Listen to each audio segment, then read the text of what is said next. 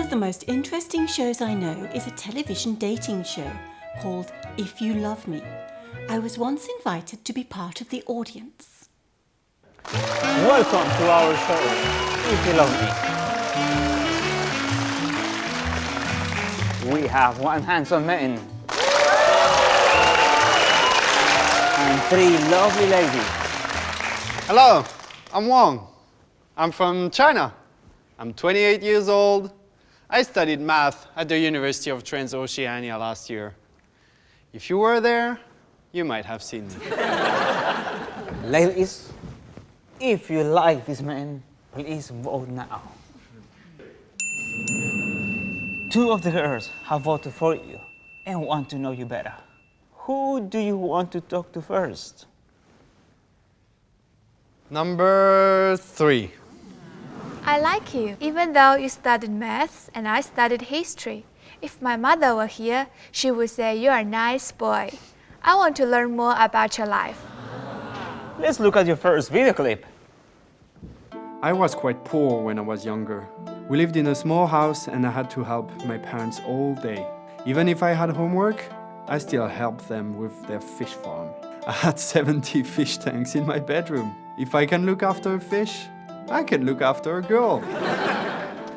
I'd like to ask a question. If you had more money when you were younger, would you have bought a faster car?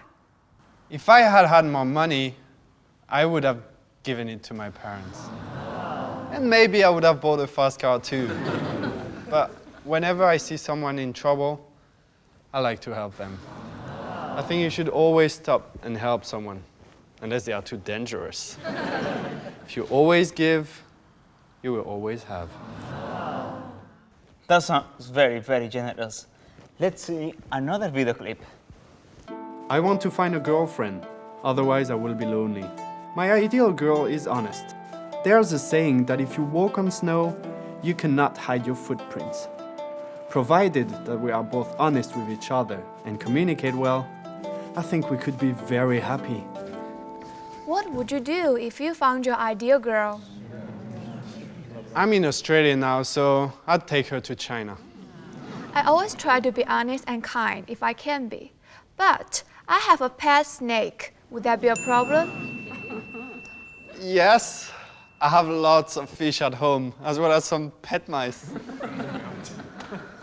If I'm correct, you have no more questions for him. Wrong. Is she the right girl for you? If you heat water to 100 degrees, it boils. If you see the right girl, you know. As long as she doesn't bring her pet snake to live with us, she's the one for me. Are you willing to leave the snake behind? Yes. Go and take her hand if you want to be with her. If not, say thank you and leave without her.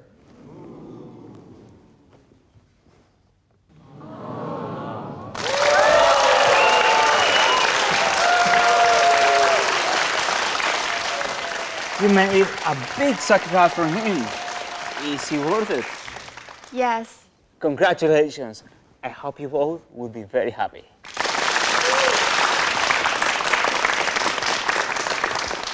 You will have a pair of fashion shoes for your first date.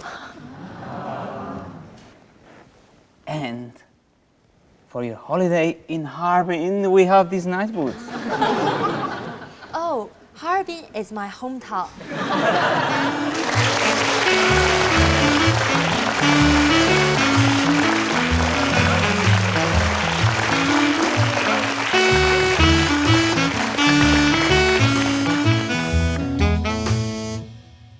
What a lovely couple. And what a lovely show, If You Love Me. There were lots of if expressions in it. We can use if in lots of ways. To talk about facts, predictions and imaginary situations. English learners are often taught 4 different kinds of conditional sentences using if, called 0, first, second and third conditional. For example, If you heat water to 100 degrees, it boils. That's a zero conditional. It describes a scientific fact, something that happens any time. And here's a first conditional. If you always give, you will always have. This is making a strong prediction about the future. And here's a second conditional. What would you do if you found your ideal girl? That second conditional is used for something that is possible. Wong might meet his ideal girl. It's what we call a hypothetical situation because it could possibly happen.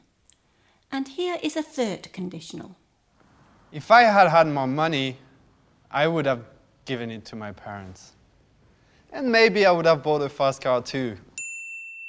The young man is talking about an impossible, totally imaginary situation. He didn't have much money, so he didn't buy a fast car.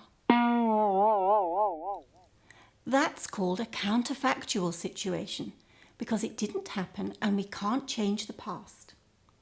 You might be familiar with zero, first, second and third conditionals. However, there are many more kinds of conditional sentences using all kinds of tenses, as we saw in the dating show. Look at the show again and see how many you can identify. This chart divides conditionals up into 9 types, based on whether they are factual, predicting the future, hypothetical or counterfactual. You can see that lots of tenses are possible. This example uses a modal verb, should, and a present tense. I think you should always stop and help someone, unless they are too dangerous. We can also use other words instead of if in a conditional clause. For example, we could say unless, provided that, or whenever. There are lots of examples on the English for Uni website, and you can see the chart in more detail there too. If you've learnt something more about conditionals today, I'll be very happy.